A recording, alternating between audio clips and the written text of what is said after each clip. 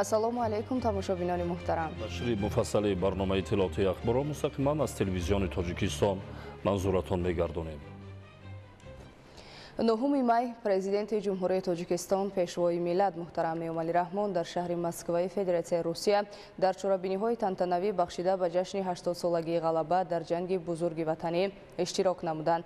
Пас аз чорабинии бошукӯҳи ҷашнӣ дар майдони Сурх, президенти ҷумҳурии Тоҷикистон муҳтарам Эмомалӣ Раҳмон ва роҳбарони ҳайатҳои расмӣ ба гиромидошти хотираи қурбониёни ҷанги бузурги ватании солҳои 1941-1945 дар назди ёдгории аскари номаълум гулчанбар гузоштанд. гузориш дар ин хусус. 9 май президенти ҷумҳурии Тоҷикистон пешвои миллат муҳтарам Эмомалӣ Раҳмон барои иштирок дар чорабиниҳои тантанавӣ бахшида ба ҷашни 80-солагии ғалаба дар ҷанги бузурги ватанӣ ба қасри Кремл ташриф оварданд. президенти ҷумҳурии Тоҷикистон пешвои миллат муҳтарам Эмомалӣ Раҳмонро президенти Федератсияи Русия муҳтарам Владимир Путин самимона истиқбол гирифтанд. барои иштирок дар ин чорабинӣ бо шукӯҳ сарони давлатҳо ва ҳукуматҳо аз 29 кишвари ҷаҳон ба Москва ташриф оварданд. зимни иштирок дар паради ҳарбии сарвари давлати Тоҷикистон муҳтарам Эмомалӣ Раҳмон бо як қатор сарони давлатҳо ва ҳукуматҳо аз кишварҳои ҷаҳон дидору суҳбатҳои судбахш анҷом доданд. баъд аз маросими истиқболи сарони давлатҳои ҳукуматҳо ва роҳбарони ҳайатҳои волумақом аз ҷониби президенти Федератсияи Русия муҳтарам Владимир Путин дар маркази асосии баргузории чорабиниҳои тантанавӣ майдони Сурх паради низомӣ баргузор гардид ки дар он теъдоди зиёди низомиён иштирок карданд. дар паради бошукӯҳи ҳарбии майдони Сурхи шаҳри Москва як ротаи десантии қувваҳои мусаллаҳи ҷумҳурии Тоҷикистон низ иштирок намуданд. иштироку қадамзанӣ бо матонати низомиёни шуҷои тоҷик ба поси хотири беш аз 300 000 фиристодагони Тоҷикистон ба майдонҳои набард ки 55 нафари онҳо ба унвони олии қаҳрамони Иттиҳоди Шӯравӣ сарфароз гардида буданд ва ҳамаи шаҳрвандони Тоҷикистон ки бо меҳнату машаққати холисонаи худ дар ақибгоҳ дар таъмини ғалабаи бузург дар он ҷанги пурдаҳшат саҳми намоён гузоштанд сурат гирифт. пас аз анҷоми паради ҳарбӣ дар майдони Сурх, президенти ҷумҳурии Тоҷикистон пешвои миллат муҳтарам Эмомалӣ Раҳмон ва роҳбарони ҳайатҳои расмӣ ба гиромидошти хотираи қурбониёни ҷанги бузурги ватании солҳои 1941-1945 дар назди ёдгории аскари номаълум гулчанбар гузоштанд. иштироки сарони давлатҳо дар тантанаи ғалабаи бузург дар шаҳри Москва бо аксгирии якҷояи хотиравии онҳо ба поён расид.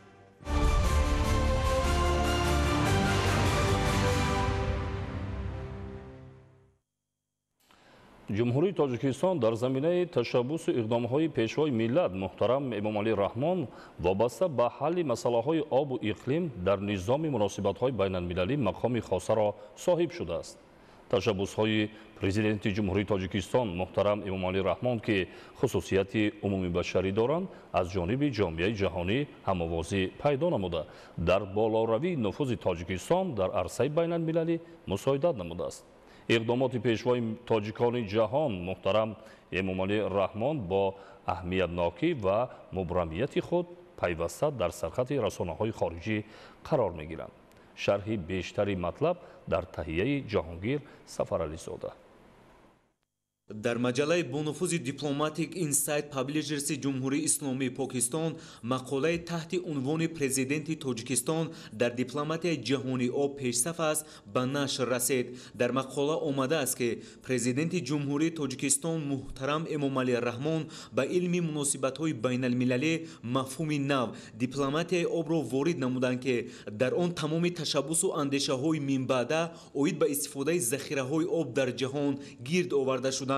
тамоми ташаббусҳои ҷаҳонии Тоҷикистон аз қабили 10-солаи байналмилалӣ амал об барои ҳаёт 2005-2015, соли байналмилалии оби тоза, соли байналмилалии ҳамкорӣ дар соҳаи об ва 10-солаи байналмилалии амал об барои рушди устувор, солҳои 2018-2028 дар соҳаи муносибатҳои байналмилалӣ саҳми арзанда гузоштанд. ҳамаи ин ташаббусҳо танҳо як ҳадаф таъсиси минбари универсалӣ ва бисёрвазифагиро барои муҳокима муҳокима ва дарёфти роҳҳои оптималӣ ва оқилонаи ҳалли мушкилоту хатарҳои марбут ба захираҳои об фаро мегиранд. Президенти ҷумҳурии Тоҷикистон пешвои миллат муҳтарам Эмомалӣ Раҳмон дар арсаи олам ҳамчун роҳбари ташаббускор ва нақшгузор дар ҳалли мушкилоти глобалӣ оид ба обу иқлим эътироф гардиданд. Дар ибтидои асри 21 пешвои тоҷикони ҷаҳон яке аз аввалин роҳбароне мебошад ки ба баррасӣ ва ҳалли мушкилоти масоили муҳими марбут ба об, инкишофи роҳи дурусти ташаккул барои ояндаи башарият таваҷҷӯҳи хоса зоҳир намуданд ки дар арсаи ҷаҳон роҳбарони кишварҳои пешрафтаи олам ва намояндагони созмонҳои байналмилалӣ ташаббусҳои сарвари давлати моро хеле хуб истиқбол ва пуштибонӣ менамоянд. сиёсати об яке аз самтҳои асосӣ ва афзалияноки сиёсати хориҷии Тоҷикистон мебошад. ҷумҳурии Тоҷикистон ба масъалаҳои таъмини аҳолии сайёра бо оби тозаи нӯшокӣ ва истифодаи сарфакоронаи захираҳои об диққати ҷиддӣ медиҳад. мушкилоти об дар ҷаҳони муосир проблемаи ҷиддитарине аст ки ба ҳаёти осоиштаи мардуми сайёра таҳдид менамояд. президенти мамлакат муҳтарам Эмомалӣ Раҳмон ҳамеша нисбат ба сокинони давлатҳое ки бо сабабу омилҳои субъективӣ ва ё объективӣ ба оби тозаи нӯшокӣ дастрасии комил надоранд ҳисси баланди инсондӯстӣ зоҳир менамояд.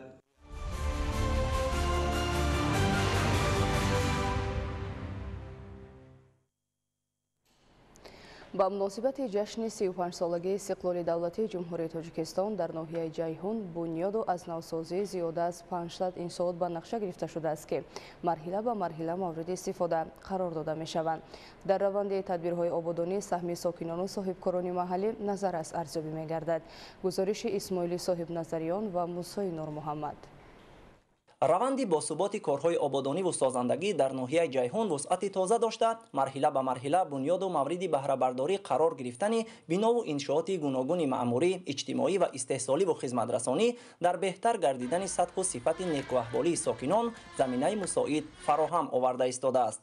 сокинону соҳибкорони ободгар дар ҳамкорӣ бо мақомоти маҳаллӣ баҳри иҷрои саривақтӣ ва босифати нақшаи бунёди иншооти ҷашнӣ бахшида ба 35-солагии истиқлоли давлатӣ тадбирандешӣ намуда, раванди зайлро барои боз ҳам ободу зебо ва рушди соҳаҳои гуногуни хоҷагии халқ, бахусус муҳайё гардидани ҷойҳои нави корӣ, рушди истеҳсолӣ ва таъмини сатҳу сифати баланди хизматрасонӣ муҳим арзёбӣ мекунанд.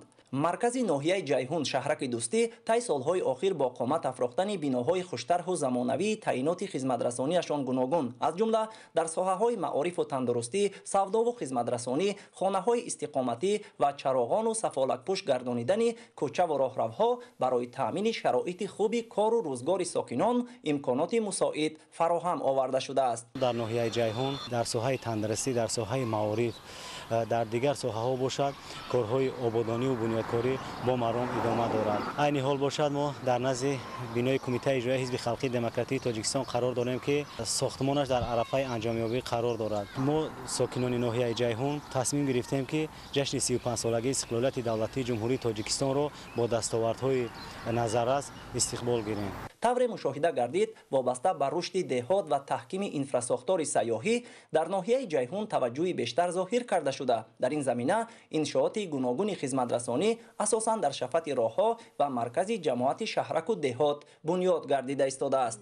қобили зикр аст ки баҳри фароҳам овардани шароити мусоиду муосири таҳсил барои насли наврас сол аз сол дар ноҳия иқдомҳои натиҷабахш амалӣ карда шуда. дар ин баробар бо назардошти зиёд гардидани талабот ба ҷои нишаст, муассисаҳои нав, биноҳои таълимӣ ва синфхонаҳои иловагӣ мавриди истифода қарор дода мешаванд ки дар ин кор ҳиссаи падару модарон ва соҳибкорони маҳалливу дигар нафарони саховатпеша назаррас арзёбӣ мегардад. дар соли 2024 дар назди 7 муассисаи таълимӣ сохтмони 51 муассисаи таълимӣ барои 1275 хонанда сохта шуда мавриди баҳрабардорӣ қарор дода шуданд.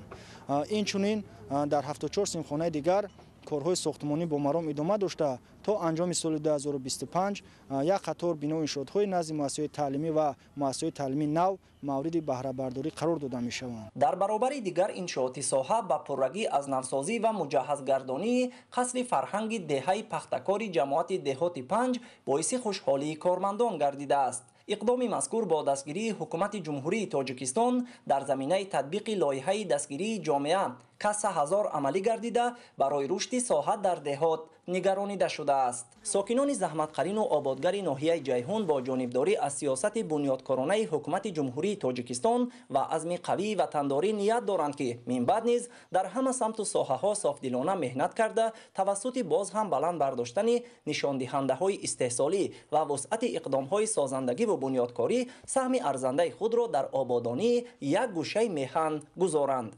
اسماعیل صاحب نظریان، موسی نور محمد، ناحیه جیهون، اخبار.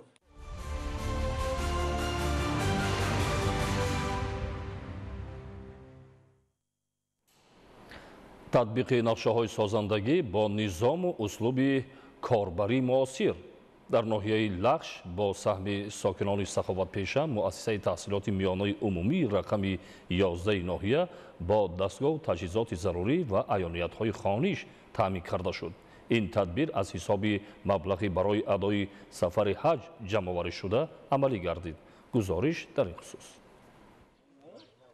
اقدام‌های سازندگی و بنیادکاری‌ها با مناسبت جشن 35 سالگی استقلالیت دولتی اوج گرفتند. حالا با استقبال روز استقلالیت دولتی ادامه دارند. با شرافت صلح و ثبات سیاسی و آرامی امروز دهات دوردستترین ناحیه لخش جلوی تازه و سیمای نو را کسب نموده شده است. انشاءات بلندداشتانه، تعمیر و نوسازی راه‌ها، ساختمان مؤسسه‌های تعلیمی زمانوی، بنیاد میدانچه‌های ورزشی، مرکزهای سودای و خدمت‌رسانی در مجموع انشاءات دیگر اجتماعی و معماری ساخته به استفاده داده می‌شوند. اکنون در دایره هدایت‌های سازنده در ناحیه صف شخصان احسانکار زیاد می‌گردد. یکی از چنین شخصان همت بلند چیناره عثمان آوایی 78 ساله می باشد. این مادر پسندازهای جمع آورده خود را که برای سفر حج جمع کرده بود با سربلندانه در آبادانی و سازندگی دهه‌اش خرج نمود. با تشبس‌های بی‌نظیر اساسگزار صلح و وحدت ملی، پیشوای معظم ملت محترم امام علی رحمان، کشور عزیز و محبوبمان تاجیکستان روز به روز آباد و زیبا گشته با موفقیت‌های نظررس نائل گشته ایستاده است. این است که مردم ناحیه لخش دستور و سپارش‌ها و سیاست سازنده و بنیادکاری‌های پیشوای ملت محترم امام علی رحمان را سرمشق کار خود نموده بهر آبادی کشور و ناحیه سهم خود را گذاشته ایستاده‌اند. او برای دهه خود با خرج زیاده از 100,000 سامانی یک عدد ترانسفورماتور زمانوی و برای مؤسسه تعلیمی دهه‌اش 5 عدد تخته صنف، 55 میز، 118 کرسی معاصر برای خوانندگان و آموزگاران خریداری کرده تقدیم نمود. این اقدام مادر مهربان خرسندی پیر و برنای دهه را افزون کرد.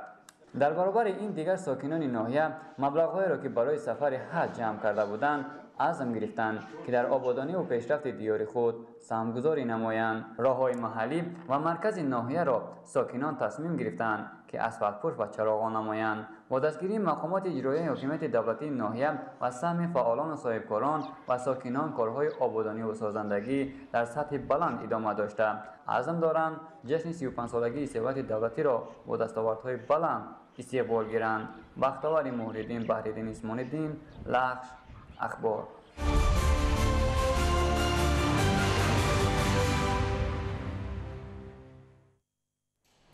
در جماعت دهات ماغیان شهر پنجکند کارهای آبادانی و بنیاد انشاءات تعیناتی گوناگون با سهم صاحبکاران و ساکنان ادامه دارد. خصوصا ساکنان دهه خرمی این جماعت بیش از 9 کیلومتر راههای محلی را تعمیر نموده خط آب نوشاکی کشانیدند. ادامه مطلب در گزارش دلیری بازار. این موضع را ساکنان محلی تنگی دره مینامند و از بالاتر همین موضع ساکنان دهه پل گرداب جماعت دهات ماغیان آب نوشاکی برای تامین نمودن ساکنان کشانیدند. در روزی لایحه مذکور نو از 5 کیلومتر است و تنها اجرای این کارها از آن جوانمردان برمیآید که در دل مهر سهمگذاری به آبادانی و شکوفایی کشور داشته باشد.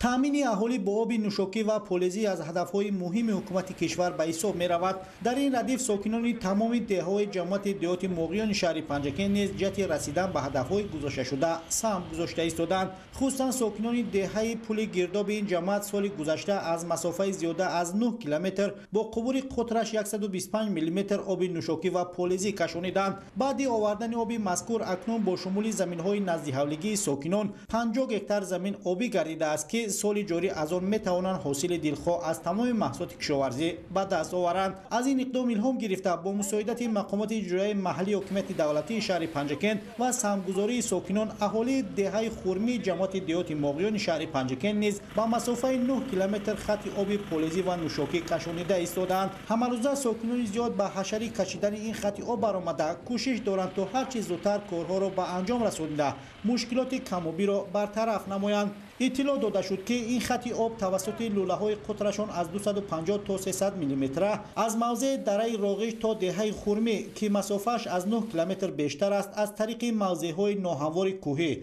دره و سایه‌ها با بنیاد حوض‌ها و دیگر انشاءات ضروری کشیده می شود و تا این دم بیش از 50% کارها به اجرا رسیده است. ما مردم اهل جماعتچی دهه خرمی از برآمدهای پیشوای معظم ملت جناب عالی محترم امامعلی رحمان اقدام گرفته اهل مردم تشبث گرفتند که از همین دهان دره به مسافه 9 کیلومتر با مبلغ 3.5 میلیون سامانی 9 کیلومتر آب نوشاکی به دهه برند. با سهمگذاری اهل جماعتچی دهه همین چیزا به طور حشر دست جمعانه تصمیم گرفتیم که همین آب را با مناسبت 35 سالگی استقلالیت جمهوری برده رسانیم به دهه. تا امروز من حوض برای ذخیره کردن آب بالا سربند برای آمدن حوض به ذخیره کردن آب من چخیل که میبینیتون من با تروبه دوامش پیوست کنی تروبه ادامه دارد. با انجام کشیدن این خط آب 2150 نفر ساکنان دهه خرمی که حالا از نارسایی آب نوشاکی و پولیزی تنقیسی میکشند با آب تازه نوشاکی و همه زمین‌های کشت با آب پولیزی تامین کرده میشوند. حالا همه روزه ده ها نفر ساکنان دهه اینجا به کار برآمده نیت دارند بنیاد خط آب را تا آخر سال روان به انجام رسانند. عموما در جماعت دیوت ماغیان شهر پنجکن کارهای سازندگی و بنیادکاری در تمام سمت و ساحه و همه دهه‌ها به نظر میرسد که در بنیاد انشاءات سهمی ساکنان، جوانان باننگ و ناموس و صاحبکاران خیلی نظر است می باشد. دلیری بازار، شعباز قربانزاده، شهر پنجکن، اخبار.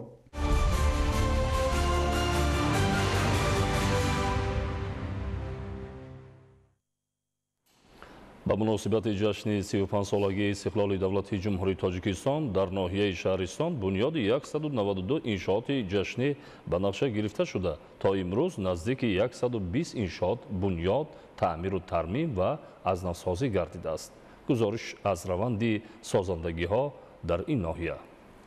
با به دست آوردن استقلالیت کاملی دولتی ناحیه شهرستان به طور کلی سیمای خود را عوض نموده در برابر رشد ساحه کشاورزی همزمان اینفراساختور محلی نیز پوره گردیده انشاءات سمت‌های مختلف قامت افراخته ایستاده است. خرسندی بخش است که با اقدام مقامات اجرایی حکومت دولتی ناحیه شهرستان در همبستگی با ساکنان و صاحبکاران در مرکز ناحیه مجسمه مادر و کودک بنیاد گردیده ایستاده است. گفته شد که مجسمه مذکور با مقصد ارزگذاری به مهنت و تعلیم و تربیت درست بانوان بخشیده شده در دایره استقبال جشن 35 سالگی استقلالیت دولتی به استفاده داده می شود. جهت در عمل تطبیق نمودن دستور و هدایت‌های رهبریت عالی دولت که ضمن سخنرانی‌ها در ساحه معارف تاکید به عمل می‌آورند، ساکنان و صاحبکاران برومند ناحیه بلندکوه شهرستان عزم بنیاد بینای علاوه‌ای در نزد کودکستان غونچه هستند. طبق نقشه طرح‌ریزی شده انشاءات مذکور جهت به تعلیم و مشغولیت فرا گرفتن بیش از 230 نفر کودک پیش بینی گردیده از دو آشیانه برهوای زمانوی عبارت خواهد بود. در ساحه معارف که یکی از سمت‌های کلیدی حکومت کشور محسوب می‌یابد، سال از سال پیشروی‌های نظررس مشاهده می‌گردد. مثال این گفته‌ها بنیاد گردیدن بینای زمانوی آشخانه برای 200 نفر خوانندگان مؤسسه تحصیلات میانه عمومی رقم 1 ناحیه شهرستان میباشد. مبلغ لایحه‌ای ساختمان مذکور 700,000 سامانی را تشکیل داده با اقدام مقامات اجرایی حکومت دولتی ناحیه و ساکنان محلی در دایره نقشه‌چاره‌بینی‌های جشن 35 سالگی استقلالیت دولتی مورد استفاده قرار داده می‌شود. اینچنین در دایره آبادانی‌های جشنی امسال در دهه 40 هجری بینای علاوه‌ای مؤسسه تحصیلات میانه عمومی عبارت از 17 صنفخانه کشاد و برهوا بنیاد می‌گردد. ما با این غمخوری‌های پیشوای ملت با خرج می‌دهیم که خوانندگان را در روحیه وطن دوستی، وطن پرستی، خویشتن شناسی تربیت نموده با وطن خود یعنی که صادقانه خدمت نمایند. انشاءات بزرگ ساحه معارف برای بیش از 1500 نفر خواننده پیش بینی گردیده با مبلغ 12 میلیون سومانی با تشبث و دستگیری مالیوی اداره ساختمان اساسی مقامات اجرایی حکومت دولتی ولایت سوخت ساخته می شود. سالمی جامعه، سالمی ملت. اهالی بیش از 2600 نفره دهه سرابی ناحیه شهرستان صاحب بنگاه طبی نو و زمانوی می گردند. انشاءات جشنی تحت سرپرستی حکومت جمهوری تاجیکستان و مقامات اجرایی حکومت دولتی ناحیه با خرج 3.6 میلیون سومانی بنیاد گردیده ایستاده است. طبق نقشه طرحریزی شده بینای مذکور از 8 حجره کاری عبارت بوده. پودرچی آن جمعیت دارای مسئولیت محدود نیقدمیان شهر خوجند محسوب می‌یابد. فعلا رفت کارهای سازندگی و بنیادکاری در ناحیه شهرستان گسترده راه اندازی گردیده. ساکنان این دیار زیبا منظر با روحیه بلند میهن پرستی جهت تطبیق سیاست پیشگرفته حکومت جمهوری تاجیکستان کمر همت بستند. فردوس عمرов، مضبوط بابازاده، آرزو معروفов، ناحیه شهرستان، اخبار.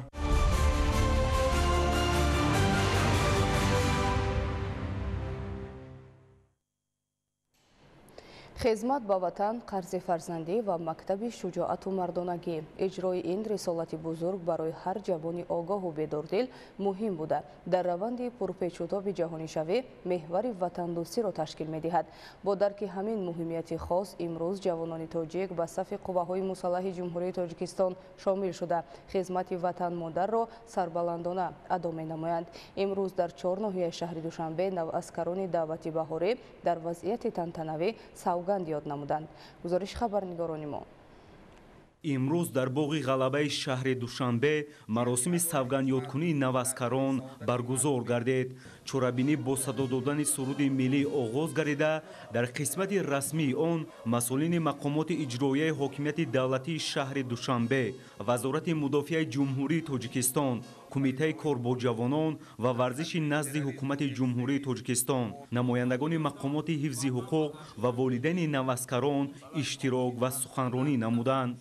در ادامه مسئولین سربازان و افسران را در جواب به دستگیری و توجه همیشگی حکومت مملکت برای صادق ماندن به سوگند خود به خلق و وطن و پیشوای ملت هدایت نمودند. نواسکران در مراسم تنتنوی سوگند یادکنی ابراز داشتند که با احساس گرمی وطن دوستی و متین ارادگی رسالت فرزندی خویش را نزد وطن مادر اجرا نموده حمایه منفعت‌های ملی و دولتی را همه‌جانبه به جا می‌آورند و در سوگند خویش صادق می‌مانند. آمادگی جوانان برای حفظ مرز و بوم کشور و ادای خدمت حربی امروز محور وطنداری است که از روی افتخار ملی با هم‌آوازی کلی صورت می‌گیرد. در فرجام چورابینی مشق‌های حربی ورزشی و صف آرایی از جانب سربازان نمایش داده شد. سپس صنعتکاران بخش فرهنگ مقامات اجرایی حاکمیت دولتی شهر دوشنبه برنامه رنگین فرهنگی را منظور اشتراکداران نمودند که ترنمگر وطن دوستی و خویشتن شناسی بود.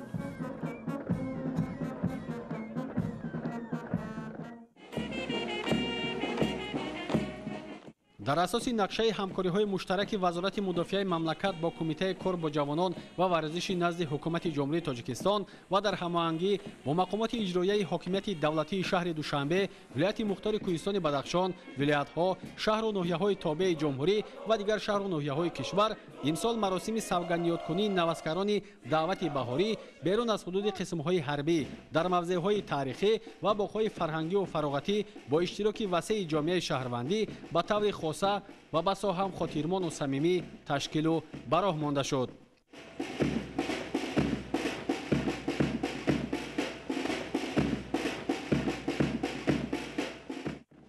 با این مناسبت تمام باغ‌های فرهنگی فراغتی حدود شهر دوشنبه از جمله میدان استقلال پایتخت را فضای عیدانه فراگیر بود. در این میدان رمزی نواسکران جزو تام‌های بریگاد حمله آوری دسانتی قشون‌های زودعمل ارتش ملی که هیئت بریگاد مذکور ذخیره احتیاطی سرفرمانده عالی قوه‌های مسلح جمهوری تاجیکستان گنرال ارتش محترم امامعلی رحمان را تشکیل می‌دهند سوگند حربی قبول نمودند. و با تنتنه قسم می‌خورم که کنستیتوسیا و قانون‌های جمهوری تاجیکستان را قطعی رعایت می‌نمایم.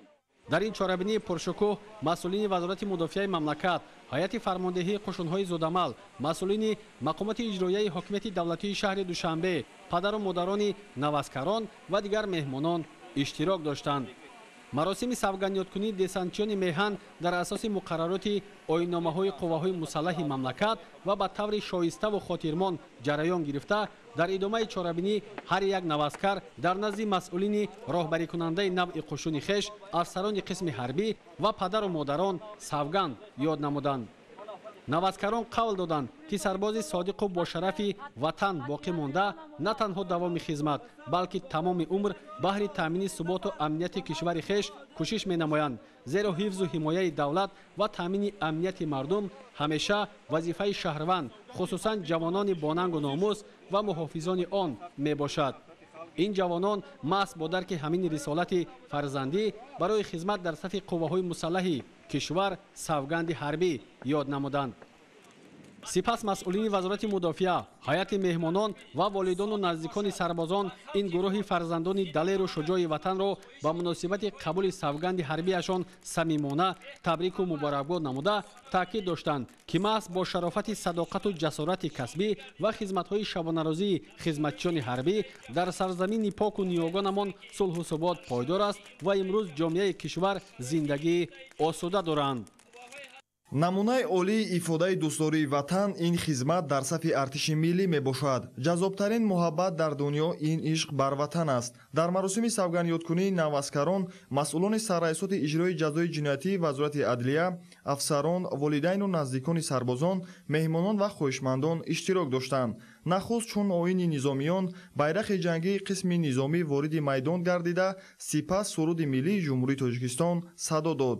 сарбозон дар назди афсарон ва ҳузури ҳамсафону волидайни худ савган ёд карданд ки вазифаи пуршарафи худро шоиставу сазовор анҷом медиҳанд ва ҳамеша омодаи ҳифзи марзу буми ватан ва таъмини амнияти шаҳрвандони он хоҳанд буд. дар идома падару модарон ба фарзандон сарбозони ватан ки савганди ҳарбӣ ёд карданд, хизмати софдилонаро дар роҳи муқаддасу пурифтихор ҳифзи якпорчагии Тоҷикистони озод таманно намуда таъкид доштанд ки хизмати ҳарбӣ барои ҳар як ҷавон мактаби ҳақиқии ҳаёт ба ҳисоб меравад. пас аз маросими савганёткунӣ афсарону сарбозони бригадаи посбоникунандаи сарраёсати иҷрои ҷазои ҷиноятии вазорати адлия бо марши тантанавӣ аз назди меҳмонон гузаштанд. хизмати содиқона ба ватан, ҳисси баланди ватандӯстӣ ва худшиносиву зиракии ҳар як шаҳрванд, хоса ҷавонон омили муҳим дар роҳи ҳифзи истиқлолу озодӣ, суботу амнияти ҷомеа, инчунин ҳифзи манфиатҳои давлату миллат дар раванди ҷаҳонишавӣ ва афзоиши хатарҳои терроризму экстремизм арзёбӣ мегардад. таъкид шуд ки ба хотири боло бурдани эҳсоси ватандӯстиву ватандории сарбозон ва пешгирии қонунвайронкуниҳои эҳтимолӣ байни сарбозону афсарон пайваста тадбирҳои судманд роҳандозӣ мегардад. дар чорабинӣ вобаста ба рисолати ватандорӣ, худшиносии миллӣ, нақши артиши миллӣ дар таъмини амнияту оромии мамлакат, аҳамияти истиқлолу ваҳдату якдилӣ дар ҳаёти инсон ва дигар масъалаҳои мубрам андешаронӣ карда шуд. сипас роҳбарияти сарраёсати иҷрои ҷазои ҷиноятӣ бо падару модарони сарбозон ҳамсӯҳбат шуда барои тарбияи дурусти фарзандони ватандӯст миннатдорӣ баён намуданд. таъкид гардид ки шароити хизмат дар қувваҳои мусаллаҳи ҷумҳурии Тоҷикистон, хоса қисмҳои ҳарбии сарраёсати иҷрои ҷазои ҷиноятӣ бо таваҷҷӯҳ ва дастгириҳои пайвастаи пешвои миллат муҳтарам Эмомалӣ Раҳмон беҳтар шуда ба талаботи низомии замони муосир мутобиқ гардидааст. маросими қабули савганди ҳарбӣ ки дар ҳаёти ҳар як хизматчии ҳарбӣ лаҳзаи таърихиву фаромӯшнашаванда ба ҳисоб меравад, навазкарони даъвати баҳории қисмҳои низомии вазорати мудофиаи ҷумҳурии Тоҷикистон пас аз омӯзиши курси кӯтоҳмуддати навазкарӣ аз худ намудани тартибу низом ва талаботу қоидаҳои рӯзмарраи хизмат дар вазъияти тантанавии савганди ҳарбӣ ёд намуданд. ба ватан, ба президенти худ содиқона хизмат мекунам. таъкид шуд ки савганди ҳарбӣ рукни муҳим буда, ҳар як афсару сарбоз бо ёд намудани он минбаъд дар давоми хизмат тамоми вазифаву ӯҳдадориҳои масъулиятноки хешро сарбаландонаву софдилона иҷро намоянд. امروز جوانان دلیر و شجاع وطن بهر آبادی تاجیکستان، تحکیم امنیت و ثبات و پیشرفت روزافزون مملکت کوشش نموده قرض فرزندی خویش را در نزد وطن مادر به طور شایسته و نمونوی اجرا می نمایند. پس از مراسم سوگندیات‌کنی نوازکاران گذشت نظامی و قدمزنی تنتنوار و افتخاری افسران و سربازان دایر شد. خدمت صافدلانه به وطن، حس بلند وطن دوستی و خودشناسی و زیرکی هر یک شهروند خاصه جوانان عامل مهم در راه حفظ استقلال و آزادی، ثبات و امنیت جامعه، اینچنین حفظ منفعت‌های دولت و ملت در روند جهانی شوی و افزایش خطرهای تروریسم و اکستریمیسم ارزیابی می‌گردد. тантанаҳои савгандиёткунӣ навазкарони давлати баҳории шаҳрвандон ба хизмати ҳарбӣ дар маркази таълимии пойтахти қушунҳои сарҳадии кумитаи давлати амнияти миллии ҷумҳурии тоҷикистон бо шаҳомат ва хоси ин тадбир баргузор гардид. дар ин чорабинии муҳташам роҳбарияти қушунҳои сарҳадӣ, ҳайати шахсии ин ниҳод ва волидайну пайвандони навазкарон иштирок намуданд. яъне маросими қасамёткунии навазкарон пас аз бо муваффақият сипарӣ намудани курсҳои кӯтоҳмуддати навазкарӣ дар назди масъулини ин воҳиди низомӣ, падару модарон ва дигар шахсони расмӣ бо риояи қоидаҳои баргузории чорабиниҳои низомиён бо садо додани суруди миллӣ ва ворид гардидани байрақи ҷангӣ оғоз шуд. дар қисмати назариявии чорабинӣ роҳбарияти қушунҳои сарҳадии кумитаи давлати амнияти миллии ҷумҳурии тоҷикистон баромад намуда хизмат дар сафи қувваҳои мусаллаҳро намунаи олии иҷрои рисолати ҷавонмардӣ, бедор намудани ҳисси ватандӯстиву садоқат ба он маънидод карда саҳми ҷавонони шуҷоу далерро дар мукаммалсозии артиши кишвар неку муассир арзёбӣ намуданд. гуфта шуд ки имрӯз ҷавонони меҳан бо пайравӣ аз гузаштагони худ чун спитамену муқанна, темурмалику курушу восеи адолатпарвар сина сипар карда дар собот ва оромии кишвар саҳми муносиб мегузоранд ки ин омил боиси ифтихор ва қаноатмандӣ мебошад. бо такя ба ин навазкарон якояк бо ёд намудани савганди ҳарбӣ қавл доданд ки дар иҷрои вазифа ва ӯҳдадориҳои ҳарбии худ то нафаси охирин содиқ монда баҳри ҳифзи марзу бом ва пос доштани муқаддасоти ватан ҳамеша талош мекунанд ки ин албатта аз рисолати таърихии ҷавонмардони тоҷик шаҳодат медиҳад. садриддин хоҷазода, омӯзгор собиқадори меҳнат, сокини ноҳияи Мир Саид Али Ҳамадонӣ аз ҷумлаи намуна барои ибрат аст ки ҳамчун тарбиятгари насли наврас солҳо фаъолият карда онҳоро дар рӯҳияи ватандӯстиву пост доштани хоки ин сарзамин ба камол расонидааст. аминак баъди хизмати фарзандҳои бузург имрӯз фарзанди хурдиашро ба сафи қувваҳои мусаллаҳ шомил менамояд. ман 4 писар дорам. аз ин 4 писар 2 нафари онҳо хизмати ҳарбиро ба сомон расониданд ва ин писари охири ман аст ва дар донишгоҳ таълим мекунад ва имрӯз ба хизмати ҳарбӣ шомил гардидааст. боварӣ дорам ки ӯ низ ба савганди худ содиқ мемонад ва ватанро на ин ки хизматчиёни ҳарбӣ, балки ватанро бояд ҳамаи мо дӯст дорем, қадр кунем, иззат дорем. бародарои ман дар сафи қувваҳои мусаллаҳи ҷумҳурии тоҷикистон хизмат карданд.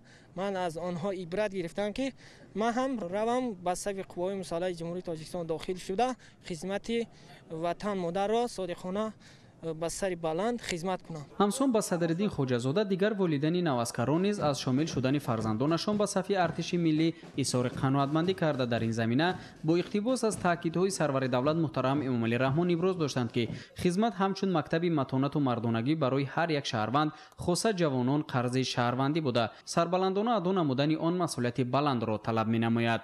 ин тантана дар боғи фарҳангиву фароғатии ба номи Абулқосим Фирдавсии пойтахт бо шаклу шеваи хоса доир гардид. дар ин ҷо масъулини вазорати мудофиаи ҷумҳурии Тоҷикистон, намояндагони мақомоти иҷроии ҳокимияти давлатии шаҳри Душанбе ва дигар сохторҳои марбута иштирок намуданд. таъкид шуд ки савганди ҳарбӣ ҳар як сарбозро водор мекунад ки давоми хизмат дар сафи қувваҳои мусаллаҳ бо номуси фарзандӣ ва ғурури ҷавонмардона вазифаи конститутсионии худро сарбаландона адо намоянд ва дар рушду суботи саросарии мамлакат ҳиссаи муносиби худро гузоранд. бо такя ба таърихи гузашта дар раванди хатару паёмадҳои ҷаҳонишавӣ ва густариши ҷинояткории фаромилӣ ҷавононро мебояд дар таҳкими ваҳдату ягонагӣ ва суботу оромии Тоҷикистон ҳамеша қадамҳои устувор гузошта савганди садоқат ба ватан ёднамудаи худро гиромӣ ва барои ҳифзи арзишҳои милливу давлатӣ ҳамеша омода бошанд. маросими савгандёткунии ин гурӯҳи навазкаронро ҳамзамон аҳли фарҳангу ҳунар бо суруду оҳангҳои худ боз ҳам хотирмонтар гардонид. дар ноҳияи кушониёни вилоят хатлон ба муносибати қабули савганди ҳарбӣ аз ҷониби навазкарон чорабинии бошукӯҳ баргузор гардид. Дар маркази ноҳия ҷавонони далеру шуҷоъ ки дар мавсими даъвати баҳорӣ барои адо намудани хизмати модар ватан шомили артиши миллӣ гардиданд, дар ҳузури фармондеҳон, падару модарон ва меҳмонони даъватшуда бо тантана савганди садоқат ба номи ватан ёд карданд ва қавл доданд ки вазифаи ҳарбии худро бошарафона ба ҷо меоранд. Қобили зикр аст ки бо дарки баланди масъулият ва ифтихори ватандорӣ, ҷавонони ҷисману рӯҳан солими мамлакат ҳамасола дар ду мавсим шомили артиши миллӣ гардида, хизмати модар ватанро содиқонаву сарбаландона адо менамоянд. Ин мактаби далерию шуҷоат дар баробари ҳимояи марзу бум ва манфиатҳои милливу давлатдорӣ ҳамчунин ба ҷавонон дарси рӯзгори ватандорӣ омӯхта, онҳоро барои рӯзгори босаодату фаъолияти натиҷабахши ҳаёти гуногуни ҷомеа омода менамояд. зимни суханрониҳо иброз гардид ки аз рӯзҳои аввали таъсисёбӣ то кунун ҳайати шахсии қувваҳои мусаллаҳ дар ҳимояи истиқлолу озодии ватан ва дастовардҳои таърихии он сулҳу оромӣ, суботи сиёсӣ ва ваҳдати миллӣ, бунёди давлати демократӣ ва ҳуқуқбунёду дунявии Тоҷикистон, таъмини амнияти давлат ва осоиши ҷомеа саҳми босазои арзишманд гузоштаанд. хурсанд аз он ҳастам ки фарзанди ман баъди хатми донишгоҳ бо сари баланд барои хизмати ватан модар омадааст ва дар фарзанди худ ман як рӯҳияи миллӣ, як худшиносии миллиро дидам ки ӯ бо як ифтихори баланд ба хизмати ҳарбӣ омадааст ва хоҳиш аз ҷавонон мекунам ки омада дар қувваҳои мусаллаҳи Тоҷикистон сарбаландона хизмат кунанд ва хизмати ватан модарро адо кунанд, мактаби мардонагиро бо сари баланд гузаранд. қувваҳои мусаллаҳи ҷумҳурии Тоҷикистон дар даврони истиқлоли давлатӣ марҳила ба марҳила рушд карда, нерӯ ва қудрату тавоноии он ба як ниҳоди пуриқтидори муосир табдил ёфтааст ки имрӯз пурра ҳимояи марзу буми меҳани аҷдодиро ба дӯши худ гирифтааст. боиси сарфарозист ки тӯли 32 соли таъсисёбии қувваҳои мусаллаҳи ҷумҳурии Тоҷикистон бо дастгириҳои пайвастаи сарфармондеҳи олии қувваҳои мусаллаҳи кишвар генерали артиш муҳтарам Эмомалӣ Раҳмон ба як нерӯи тавонову муҳофизгари марзу бум табдил ёфтааст. иброз гардид ки дар мамлакат тамоми ҷузъу томҳои амаликунандаи қувваҳои мусаллаҳи ҷумҳурии Тоҷикистон бо базаи моддию техникӣ таъмин буда барои фароҳам овардани шароити муносиби хизмати ҳайати шахсии онҳо корҳои назаррас анҷом дода мешавад.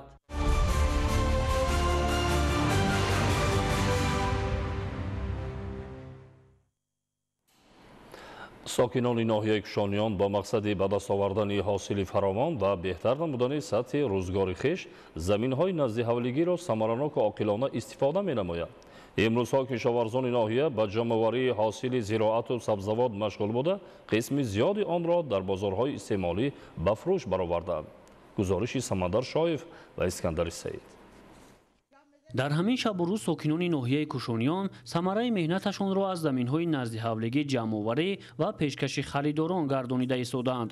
зеро ҳар қитъаи дар ихтиёр доштаашонро пурмаҳсул истифода карда ҳамасола бо гирифтани ҳосили хушсифату фаровони маҳсулот дар ғанӣ гардонидани буҷети оила ва таъмини бозорҳои кишвар бо анвои гуногуни кишоварзӣ саҳми арзанда мегузоранд. хонаводаи қаюмуфо аз ҷамоати деҳоти навбаҳори ноҳия ки дар ихтиёрашон 10 сотиқ замин доранд, имсол дар масоати 6 сотиқи он 4 гармхонаи доимуамалкунанда бунёд карда дар онҳо парвариши бодиринро ба роҳ монданд ки ҳамарӯза то 400 килограмм ҳосил аз ин гармхонаҳо ба бозорҳо пешниҳод менамоянд. ҳамзамон дар қисмати дигари он сабзавоти гуногун аз қабили помидор, сабзӣ, картошка ва кабудӣ киш намуданд ки рӯзҳои наздик ба ҷамъоварии онҳо низ шурӯъ хоҳанд кард.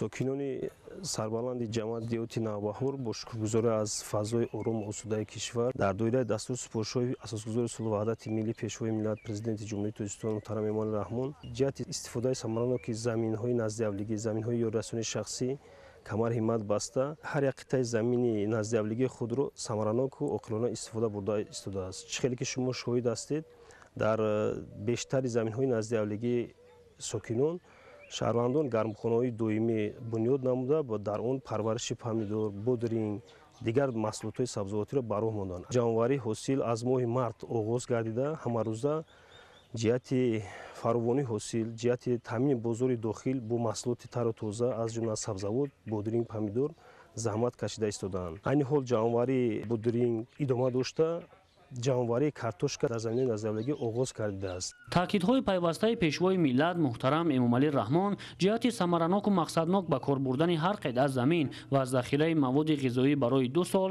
зери таваҷҷӯҳи сокинони ноҳия қарор дошта дар чанд марҳила истифода мебаранд ки барои ин тадбир заминаи хубе фароҳам хоҳад гашт. боду ҳавои имсола баҳри кишту парвариши зироату сабзавот мусоид омад ва сокинон тавонистанд аз маҳсули кишткардаи хеш ҳосили дилхоҳ рӯёнанд. иброз менамояд Абутой Ҷураева, сокини ҷамоати деҳоти навбаҳори ноҳияи Кушониён. ҳамин замини пеши хонагира худмон истифода мебарем ки ҳазир ки нафақа хӯрем ҳамин келино да ёд додагем ҳар сол ҳаминҷа помидор, болгар, бодирин ҳамаша ниҳолаша худ мо мекунем. вақташ омад ҳамин зиминда мешинонему фоидаша мебинем. ай бозор харидорӣ намекунем. фақат ай замини худмон бо зиёдатша бозор мебарем, мефурӯшем, зиндагиро пеш мебарем. ин зани меҳнатдост 12 сотиқ замин дорад ва онро пурмаҳсул ба кор бурда бо гирифтани ҳосили фаровон зиндагии худу фарзандонро беҳбуд мебахшад. ҳамин гуна маданияти истифодабарии замин дар ҳама хонаводаи сокинони ҷамоатҳои шаҳраку деҳоти ноҳияи Кушониён мушоҳида гардида дар натиҷаи гирифтани самараи заҳмати хеш дар таъмини амнияти озуқавории мамлакат ҳиссаи арзанда гузошта истоданд. Самандаршоев, Искандари Саид, ноҳияи Кушониён, Ахбор.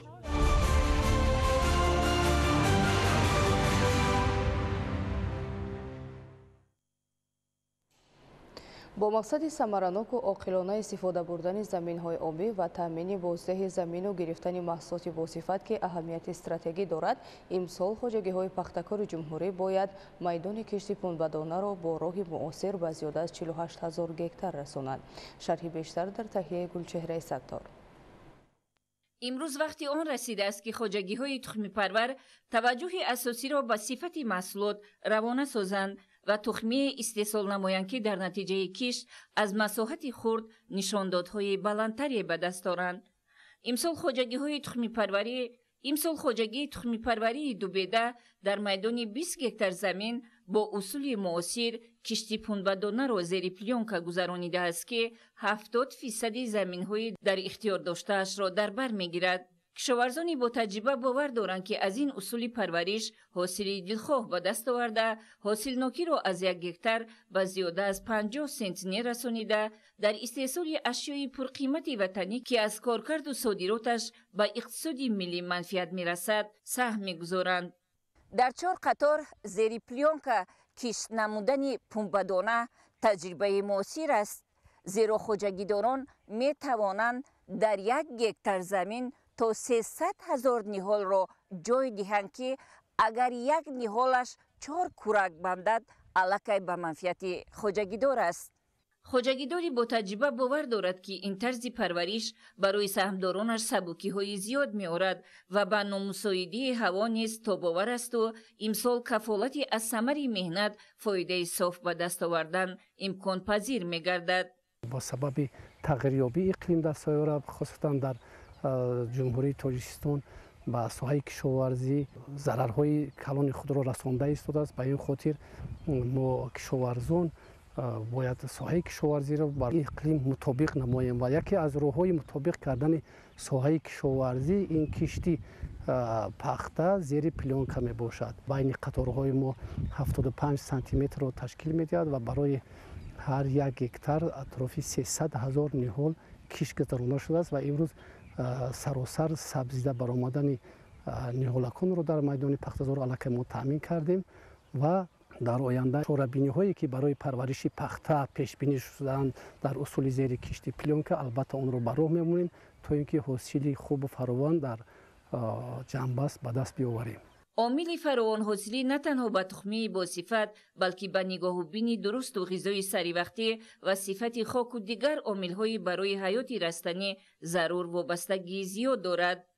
технологияи муосире ки барои мо яъне технологияи кишти пахта зери плёнка бо ин усул аз ҳар гектар 40 то 50 сентнери ҳосил бардорем.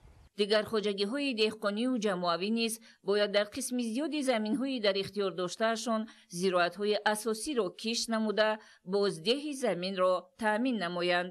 тибқи дурнамо дар майдонҳои заминҳои корами обӣ бояд 8100 гектар пахта кишт карда шавад. оиди самараноку оқилона истифода бурдан ва таъмин намудани дурнамо ба ҳар як хоҷагии деҳқонӣ вохӯрда корҳои фаҳмондадиҳӣ гузаронда уҳдадорӣ додем ки бояд ҳар як хоҷагии деҳқонӣ тибқи дурнамо 65% заминҳои кореми обиро кишти пахта гузаронад.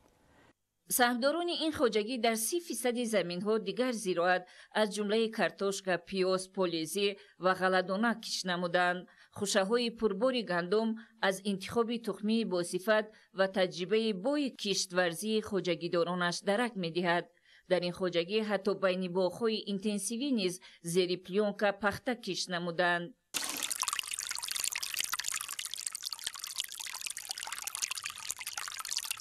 кишоварзон ҳамеша аз донаи ба замин киштаашон умеди самар доранд ва ба хубӣ дарк мекунанд ки аз обу хоки зархези диёр дар натиҷаи ранҷ ганҷ ба даст меоранду ин василаи ободии рӯзгор ва баракати хонадон мегардад.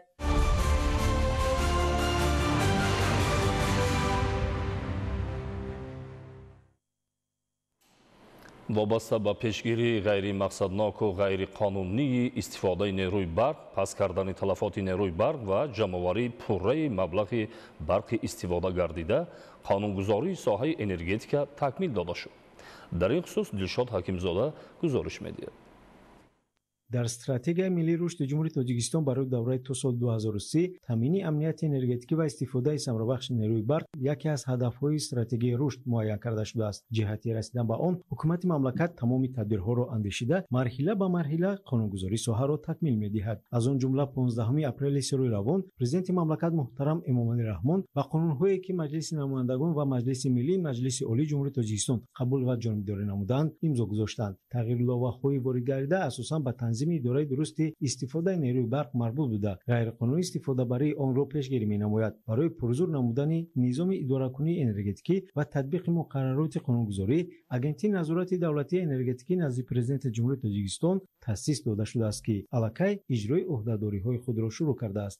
аз ҷониби кормандони агентии назорати давлатии энергетикӣ назди президенти ҷумҳурии Тоҷикистон дар ҳамкорӣ бо мақомоти иҷроии ҳокимияти вилоятҳо ва шаҳру ноҳияҳо гузарондани корҳои фаҳмондадиҳӣ оид ба истифодаи сарфакоронаи энергияи барқ дар корхонаҳои соҳаи маориф, тандурустӣ, хизматрасониҳои маишӣ, ҷамоатҳо ва дар ҳамкорӣ бо телевизионҳои ҷумҳуравӣ мизҳои мудаввар оид ба истифодаи сарфакоронаи энергияи барқ ва ба таври васеъ ҷорӣ намудани технология ва таҷҳизотҳои камасрафи барқӣ корҳои мушаххасу мақсаднок ба анҷом расонида шуда тавзеҳоти тағйири иловаҳо ба Қонуни ҷумҳурии Тоҷикистон дар бораи пурзур намудани ҷавобгарии ҷиҳати ғайриқонунӣ истифода намудани энергияи барқ корҳои фаҳмондадӣ гузаронда шуда истодааст.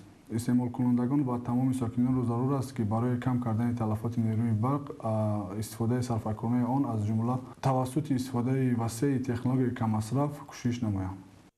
барои истифодаи қувваи барқ бепайвасткунӣ ба таҷҳизоти ҳисоби барқӣ худсарона пайваст шудан ба шабакаҳо ва дастгоҳҳои таъминоти барқ истифодаи қувваи барқ ва гармӣ бе асбобҳои зарурии назоратӣ ва ҳисобгирӣ ё бе шартнома бо ташкилотҳои таъминоти қувваи барқ ва гармӣ кандан ва шикастани тамғаҳои муқарраршудаи асбобҳои андозагирӣ инчунин аз берун дахолат намудан ба таҷҳизоти ҳисоби барқӣ ва тағйир додани нишондоди он бо мақсади насборидани маблағи истифодаи қувваи барқ ҳангоми набудани аломатҳои таркиби ҷиноят ҷазои маъмурӣ дар шакли ҷаримаи маъмурӣ нисбат ба шахсони воқеӣ ба андозаи аз 20 то 30 ба шахсони мансабдор аз 30 то 50 ва ба шахсони ҳуқуқӣ аз 200 то 300 нишондиҳанда барои ҳисобҳо татбиқ карда мешавад.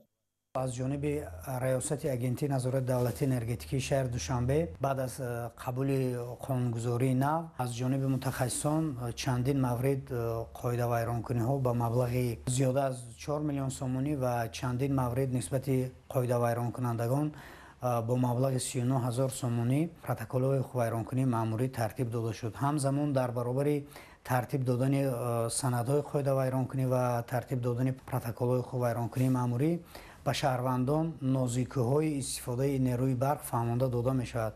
чун агар истифодаи нерӯи барқ аз ҷониби шаҳрванд роҳи қонунӣ истифода намояд, ҳам метавонад ки ба пешрафти мамлакат саҳмгузор бошад, ҳам метавонад ки ба бюҷаи худ ба бюҷаи оилаи худ зарар ворид накунад, чун ҳар қоидавайронкунӣ, ҳар қонуншикание ки аз ҷониби истифодабарандагон сурат мегирад дер ё зуд ошкор ва нисбати қоидавайронкунанда чораҳои қатъӣ андешида мешавад.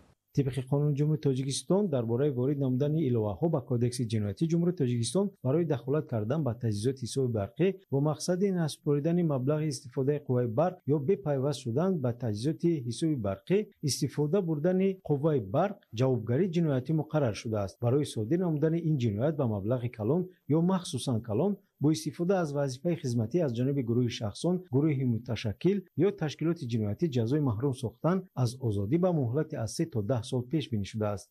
جهت پرزور نمودن جوابگری برای استفاده غیرقانونی نیروی برق جریمه‌ها زیاد و حتی با محروم ساختن از آزادی جزا پیش بینی گردیده است. بنابراین از ساکنان کشورمان خواهش کرده می شود که از غیرقانونی استفاده بردن نیروی برق خودداری نمایند و نیروی برق را صرفه‌کارانه و ثمره‌ناک استفاده برند. باید استفاده نیروی برق از جانب شخصان واقعی منصبدار و حقوقی در دایره قانون و در اساس حجت‌های دخلدار مورد عمل قرار داده شود. از این رو استفاده برندگان را ضرور است که ضمن استفاده نیروی برق از پیشتر دیده مسئولیت شناس باشند و طلبات قانونگذاری را به پرگی رعایت نمایند. دلشاد حکیمزاده، محمد سعید کمال، اخبار.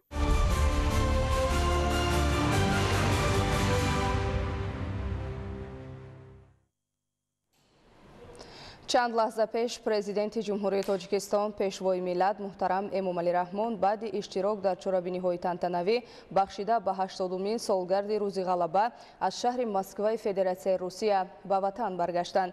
Дар фурудгоҳи байналмилалии Душанбе президенти ҷумҳурии Тоҷикистон муҳтарам Эмомалӣ Раҳмонро раиси Маҷлиси Миллии Маҷлиси Олии Ҷумҳурии Тоҷикистон, раиси Маҷлиси намояндагони Маҷлиси Олии Ҷумҳурии Тоҷикистон, сарвазири Ҷумҳурии Тоҷикистон, муовини якуми роҳбари дастгоҳи иҷроияи президенти ҷумҳурии Тоҷикистон ва дигар шахсони расмӣ истиқбол гирифтанд. идомаи ахбор. дар шаҳри бохтар ҷиҳати истифодаи дурусти қувваи барқ ва шарҳи тағйирот ба кодекси ҷиноятии ҷумҳурии Тоҷикистон дар самти истифодаи нерӯи барқ ҷаласаи васеъи корӣ доир карда шуд. гузориши Маҳмараҷаб Абдуллозода ва Давлати Файзулло. طبق نقشه چورابینی مقامات اجرایی حکومت دولتی شهر باختر وابسته به اجرای دستور سفارش‌های پرزیدنت جمهوری تاجیکستان پیشوای ملت محترم امومعلی رحمان و ترغیب و تشویق قانون‌های جمهوری تاجیکستان درباره وارد نمودن تغییر ایلوه‌ها به کدکس حقوق ویرانکنی مأموری جمهوری تاجیکستان و درباره وارد نمودن تغییر ایلوه‌ها به کدکس جنایتی جمهوری تاجیکستان در ساحه قانونگذاری در سمت انرژتیکا با کارمندان شبکه‌های برق شهر باختر تشکیلات اداره‌های شهری صحبت و ملاقات‌ها به راه مانده شده است. مسئولین ضمن برآمد خود ابراز داشتند که یکی از هدف‌های استراتژیکی مملکت این تامین استقلالیت انرژتیکی میباشد، اما متاسفانه سنجش و تحلیل‌ها نشان می‌دهد که تا حال مانع‌هایی در این سمت وجود داشته. دزدی قوه برق، عاقلانه و ثمره‌ناک استفاده نشدن نیروی برق، خودسرانه نصب کردن حساب برآورکنی‌های برقی، ناقل‌های برقی، به شرطنامه با شبکه‌های برقی پیوست شدن نیروی برق جای دارند. بنابراین به خاطر به اعتدال آوردن وضع امروزه پیشگیری حالت‌های قانون‌ویرانکنی‌ها در ساحه انرژتیک اصلاحات کلی در مورد عاقلانه و ثمره‌ناک استفاده بردن نیروی برق، رعایت قطعی قانون‌های عمل کننده، سندهای معیاری حقوقی در این سمت قانون‌های جمهوری تاجیکستان درباره وارد نمودن تغییر ایلوه‌ها به کدکس حقوق ویرانکنی مأموری جمهوری تاجیکستان و درباره وارد نمودن تغییر ایلوه‌ها به کدکس جنایتی جمهوری تاجیکستان قبول کرده شدند. با قبول قانون مذکور جزاهای مأموری و جنایتی نسبت حقوق ویرانکنندگان و شخصانی که جنایت صادر می‌نمایند جوابگری معین کرده شده است. وارد نمودن تغییر ایلوه‌ها به کدکس جنایتی و حقوق ویرانکنی مأموری که جوابگری شهروندان را برای قانون ویرانکنی‌ها در ساحه انرژتیک معین می‌نماید، یک قدم مهم در سمت مبارزه با دزدی برق، اسرافکاری و استفاده غیرقانونی ذخیره‌های انرژتیکی میباشد. این تدبیرها برای تامین انتظام حقوقی، حفظ منفعت‌های دولت و شهروندان، اینچنین برای جلب سرمایه‌گذاری به ساحه انرژتیک روانه شدند. در شهر باختر از جانب شخصان دخلدار و دیگر نهادهایی که در این سمت فعالیت را به راه مانده‌اند، ترغیب و تشویق قانونگذاری و اجرای دستور سفارش‌های پیشوای ملت در این سمت وظیفه‌های مهم و مسئولیتناک دانسته شده پیوسته با ساکنان کارهای فهماندهی را به راه مانده ایستادند. محمد عبدالله‌زاده، دولت فیض‌الله، شهر باختر، اخبار.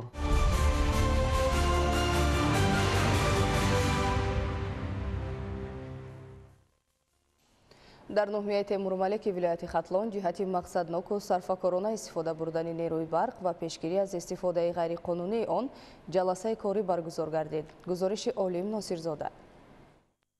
дар толори қасри фарҳанги ноҳияи Темурмалик ҷаласаи шӯрои ҳамоҳангсозии фаъолияти мақомоти ҳифзи ҳуқуқи ноҳия баргузор гардид. дар ҷаласаи мазкур намояндагони мақомоти иҷроияи ҳокимияти давлатӣ, аъзоёни шӯрои ҳамоҳангсозӣ, аъзоёни котиботи шӯро, кормандони шабакаҳои барқ, мақомоти ҳифзи ҳуқуқ, раисони ҷамоатҳои шаҳраку деҳот, омӯзгорон ва дигар фаъолон иштирок намуданд.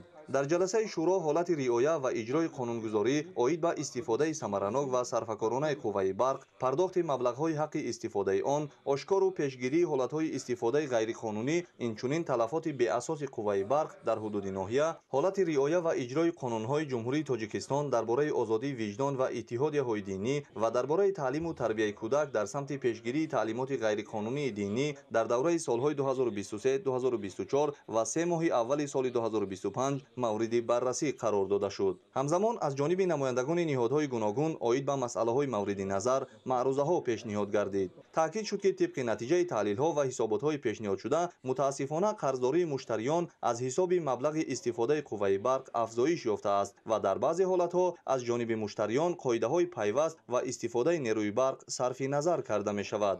инчунин изҳор гардид ки вазъи талафоти қувваи барқ дар ноҳия нигаронкунанда аст. бо қарори шӯро дар назди масъулин ҷиҳати таъмини риояи қатъии қонунгузорӣ оид ба истифодаи самаранок ва сарфакоронаи қувваи барқ, сари вақт пешгирӣ ва ошкору бартараф намудани қонунвайронкуниҳо дар ин самт вазифаҳои мушаххас гузошта шуданд. ҳамзамон бо интихоби намояндагони сохторҳои гуногуни сатҳи ноҳиявӣ гурӯҳҳои корӣ таъсис дода шуда, тибқи дастур ва нақшаҳои муайян гардида вобаста ба истифодаи мақсадноку сарфакоронаи нерӯи барқ дар байни аҳолӣ корҳои тарғиботиву ташвиқотӣ ва фаҳмондадиҳӣ ба таври мунтазам гузаронида мешавад. Олим Носирзода, Хуршеди Нодирхон, ноҳияи Темурмалик, Ахбор.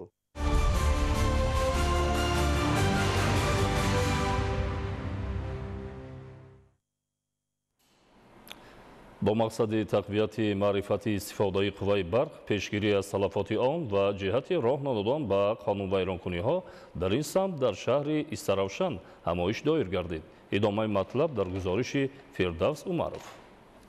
имрӯз дар қасри фарҳанги ба номи Исмоили Сомонӣ шаҳри Истаравшан бо иштироки зиёда аз 1000 нафар масъулин ва намояндагони мақомоти иҷроияи ҳокимияти давлатии вилояти Суғду шаҳри Истаравшан, роҳбарон ва кормандони мақомоти ҳифзи ҳуқуқ, директорони муассисаҳои таълимӣ, раисони ҷамоатҳои деҳот ва кумитаи маҳаллаҳо, вакилони мардумӣ, кормандону нозирони шабакаҳои барқи шаҳр ва намояндагони корхонаҳои саноатӣ ҳамоиши васеъ бобати фаҳмонидани талаботи қонунҳои ҷумҳурии Тоҷикистон дар бораи ворид намудани иловаҳо ба кодекси ҷиноятӣ ва кодекси ҳуқуқвайронкунии маъмурии ҷумҳурии Тоҷикистон дар самти истифодаи оқилонаи қувваи барқ ва роҳ надодан ба қонунвайронкуниҳо оиди барқу гармидиҳӣ доир карда шуд. қайд гардид ки истифодаи пурсамари қувваи барқ, пардохти саривақтии маблағи барқи истифодашуда ба таври ғайринақдӣ, ба кор бурдани дастгоҳҳои каммасрафи нерӯи барқ нишонаи фарҳанги баланд ва масъулиятшиносии ҳар як сокини мамлакат маҳсуб меёбад. тағйироту иловаҳое ки ба кодексҳои ҷиноятӣ ва ҳуқуқвайронкунии маъмурии ҷумҳурии Тоҷикистон дароварда шуд, пешбинӣ менамояд ки дар сурати роҳ додан ба қонунвайронкуниҳо ҳангоми риоя накардан ва вайрон кардани қоидаи меъёри истифодаи нерӯи барқу гармидиҳӣ, ҷавобгарии маъмурӣ ва ҷавобгарии ҷиноятӣ бо маҳрум сохтан аз озодӣ пешбинӣ гардидааст. дар чунин сурат ҳар як шаҳрванди мамлакатро зарур аст ки ҷиҳати татбиқи ҳадафи стратегии ҷумҳурии Тоҷикистон расидан ба истиқлолияти энергетикӣ ва иҷрои саривақтии дастури ҳидоятҳои пешвои миллат ҷаҳду талош варзида сиёсати пешгирифтаи сарвари давлатро амалан иҷро намуд. чуноне роҳбари давлат зимни суханрониҳо дар мавзӯи қувваи барқ таъкид медоранд, агар хоҳем ки аз нерӯи барқ мунтазам истифода барем ва дар фасли сармо муассисаҳои иҷтимоӣ, хонаву кошонаамон гарму фурӯзон бошанд ва ба ҷорӣ намудани маҳдудияти истифодаи нерӯи барқ маҷбур нашавем, бояд қувваи барқ ва гармиро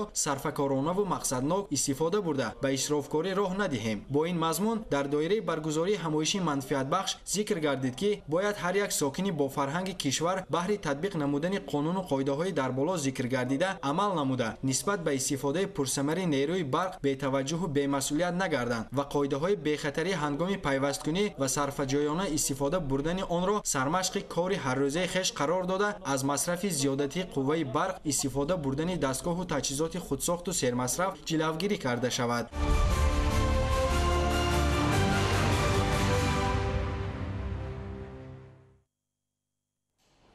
در آثارخانه ملی تاجیکستان همایش علمی عملی در موضوع حفظ پیریخ‌ها از نگاه کودکان و نورسان برگزار گردید. گزارش شهزاده ادیبک در این خصوص. در دوره عملی نمودن تشبث بین المللی پیشوای ملت، پرزیدنت جمهوری تاجیکستان محترم امامعلی رحمان اوید به اعلان گردیدن سال 2025 همچون سال بین المللی حفظ پیریخ‌ها در بینای آثارخانه ملی تاجیکستان از طرف مرکز جمهوریوی مؤسسه‌های تحصیلات علاوگی وزارت معارف و علم جمهوری تاجیکستان در یکجایگی با مؤسسه دولتی مرکز آموزشی پیریخ‌های اکادمی ملی علم‌های تاجیکستان همایش علمی عملی در موضوع حفظ پیریخ‌ها از نگاه کودکان و نورسان برگزار گردید.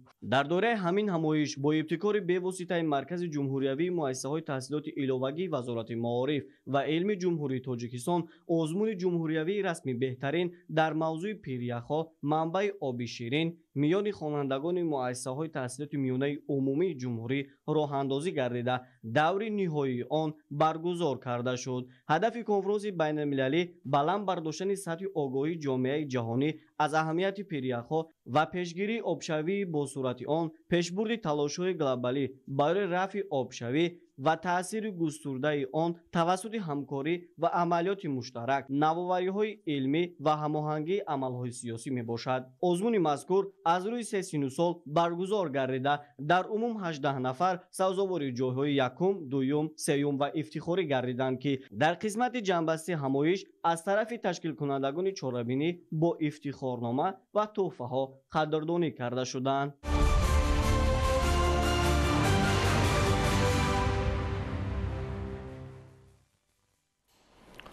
در سالهای استقلال دولتی در شهر و ناحیه‌های ولایت سوخت با مقصد پیشگیری فوت مادر و کودک، حکومت مملکت تدبیرهای مؤثر را عملی و در زمینه تطبیق برنامه‌های دولتی مرحله به مرحله تا اندازه مشکلات ساحه را برطرف نمود. مهمترین تدبیری که در این دوره باعث کاهش یافتن نشاندهنده‌های فوت مادر و کودک گردید، بنیاد تولدخانه‌های زمانوی مجهز با دستگاه و تجهیزات ضروری در منطقه‌های دوردست ولایت میباشد. معلومات بیشتر در گزارش همکاران ما. در توجیکستان баланд бардоштани сатҳи хизматрасонии тиббӣ ба модару кӯдак самти афзалиятноки соҳаи тандурустӣ ба шумор рафта, дар ин ҷода аз ҷониби давлату ҳукумати кишвар пайваста тадбирҳои муҳиму саривақтӣ амалӣ карда мешаванд. инак боз як иқдоми муҳим ҷиҳати пешгирии фавти модару кӯдак дар кишвар амалӣ гардид. ин ҳам бошад баргузор намудани чорабиниҳои гуногуни омӯзишӣ ҷиҳати такмили донишу малакаи акушер гинекологҳо дар сатҳи маҳал. чунин як чорабинии омӯзишии навбат бо иштироки мутахассисони донишгоҳи улумпизишкии шаҳид биҳиштии ҷумҳурии исломии эрон бо акушер гинекологҳои вилояти соғдоир гардид. ин иқдом дар доираи ҳамкориҳои судманди ҷумҳурии тоҷикистон ва ҷумҳурии исломии эрон аз ҷониби вазорати тандурустӣ ва ҳифзи иҷтимоии аҳолӣ амалӣ гардида, мутахассисон иброз доштанд ки табодули таҷриба беҳтарин имконият ҷиҳати баланд бардоштани сатҳи хизматрасонии тиббӣ ба модару кӯдак мебошад. бисёр муфид аст ки имрӯз мо ҳамкорӣ бо 4 нафар намояндагон ки инҳо акушер гинеколог, анестезиолог, реаниматолог ва неонатолог ҳастанд, бо мо ҳамкорӣ доранд ва барои паст намудани нишондодҳои фавти модар ва фавти кӯдак ин бисёр аҳамияти калон дорад. давоми солҳои охир дар 18 шаҳру ноҳияҳои вилояти соғд раванди бунёди таваллудхонаҳои нав ва муҷаҳҳаз намудани онҳо бо дастгоҳу таҷҳизоти муосир вусъат ёфта, дар самти ҳифзи саломатии модару кӯдак аз ҷониби ҳукумати кишвар тадбирҳои зарурӣ амалӣ карда шуд. хусусан дар таваллудхонаи вилоятӣ бо ворид гардидани дастгоҳу таҷҳизоти муосир сатҳи хизматрасонӣ ба модару кӯдак беҳтар шуда, дар маҷмӯъ биную иншооти 6 шуъбаи ин муассисаи тандурустӣ мутобиқ ба талаботи замони имрӯз таъмир гардид. таваллудхонаи вилоятӣ дорои 210 кат буда аз 6 шуъба иборат мебошад ва ҳамчун зинаи 3 барои тамоми сатҳи вилоят хизматрасониро дар бар мегирад. ба таваллудхонаи мо дар давоми солҳои охир, хусусан дар давоми соли 2024 якчанд таҷҳизотҳои муосир ворид шудани ин таҷҳизотҳо барои муассисаи мо бисёр муфид буда имкон медиҳад ки чуноне ки ба мо аз ҳамаи тамоми сатҳи шаҳру ноҳияҳои вилоят бо валодатҳои оризавӣ ҳомиладорон бо оризаҳо ворид мешаванд, кӯмаки баланд ихтисос расонида шавад. мавриди зикр аст ки дар гузашта дар шаҳру ноҳияҳои вилояти суғд бо сабаби кам будани таваллудхонаҳои замонавӣ фавти модару кӯдак зиёд ба қайд гирифта мешуд. Ин ҳолат бештар дар деҳоти дурдасти вилоят ба амал меомад. ҳоло вазъ ба куллӣ тағйир ёфтааст. таваллуд дар шароити мусоид сурат гирифта дар муассисаҳои тандурустии вилоят бо истифода аз имконияту шароити фароҳамовардашуда ҳифзи саломатии модару кӯдак вазифаи асосии мутахассисони соҳаи тиб ба ҳисоб меравад.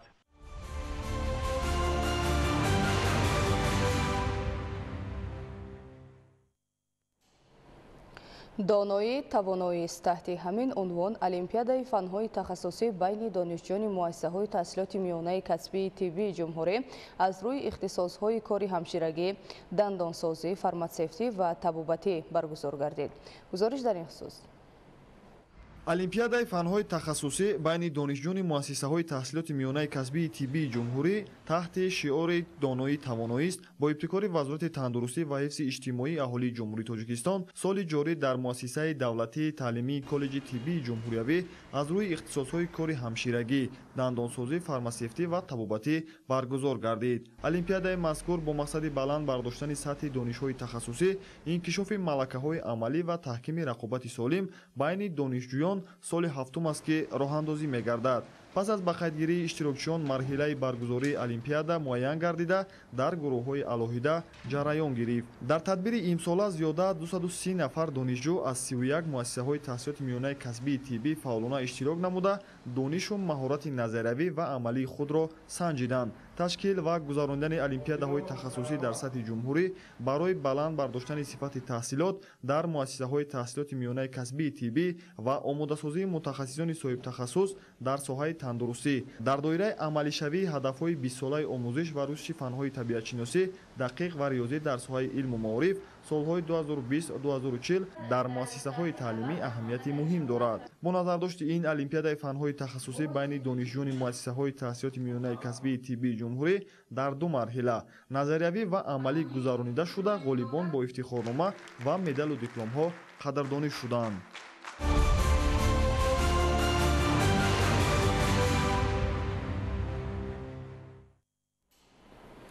дар ноҳияи файзобод бахшида ба рӯзи ҷавонони тоҷикистон мусобиқаи гӯштингирӣ баргузор гардид. ин чорабинӣ бо иштироки варзишгарони тоҷикистон, русия ва ӯзбекистон доир шуд. гузориши ҳамкорони мо.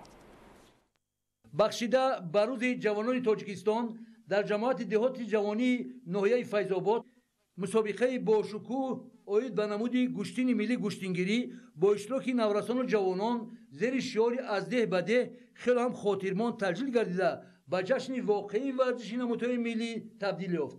мусобиқа бо дастгирии мақомоти ҷои ҳукумати давлатии ноҳияи файзобод дар ҳамкорӣ бо кумитаи кор бо ҷавонони варзиши назди ҳукумати ҷумҳурии тоҷикистон ва соҳибкорони ватанӣ рӯи даст гирифта шуд. дар ин чорабинии варзиши сатҳи баланд беш аз 100 нафар паҳлавонони маъруф аз вилояти мухтори кӯҳистони Бадахшон, Сух, Хатлон, шаҳр ноҳияи Тобе Марказ, шаҳри Душанбе ва ҳамчунин меҳмонон аз Русия ва ҷумҳурии Ӯзбекистон ба ин чорабинӣ ҳусни тоза бахшиданд. дар ин мусобиқаи пуршукӯҳ Шакармуҳаммад Мирмуҳаммадов аз вилояти мухтори кӯҳистони Бадахшон, Дадабой Қурбоналиев аз дастаи шаҳр ноҳияи Тобе Марказ маҳорати баланд нишон дода бо тӯҳфаҳои арзишманд қадрдонӣ гардиданд. Муҳаммадшариф Нажмиддинов аз ноҳияи Файзобод ва Ҳасан Холмурзаев аз Русия техникаву тактикаи баланд ва ҳунари воло аз худ нишон дода бар чандин ҳарифони худ пеш аз моҳлат зафар ёфта ба сабқатҳои финалӣ рох хат гирифтанд.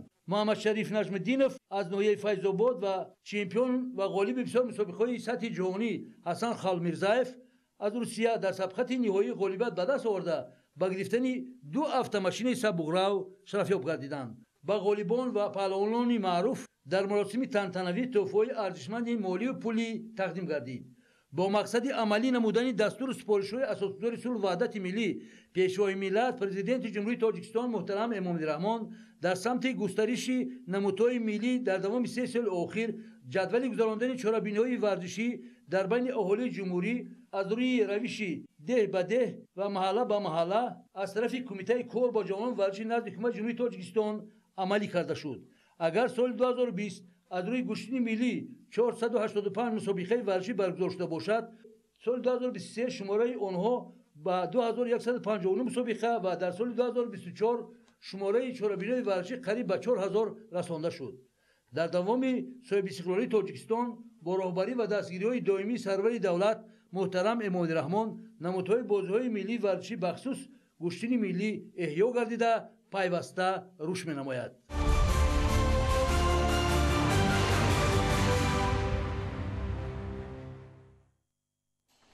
тамошобинони азизу арҷманд, ин буд барномаи иттилоотии ахбор. хайр саломат бошед.